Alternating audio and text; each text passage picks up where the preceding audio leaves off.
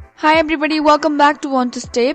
I hope you all are doing great. So in today's episode, I'm gonna guide you on how you can change location on iPhone. So to do that, go ahead and open up your mobile phone settings on your iPhone. Now once you open the settings, you can see your Apple ID or profile. Go ahead and tap on it. So here what you have to do is go ahead and tap on media and purchases.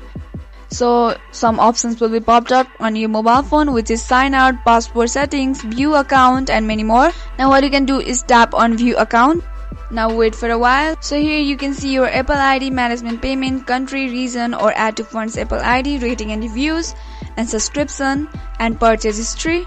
Now what you have to do in order to change your location is tap on country and region. So once you're here, you can see the option change country or region, tap on it.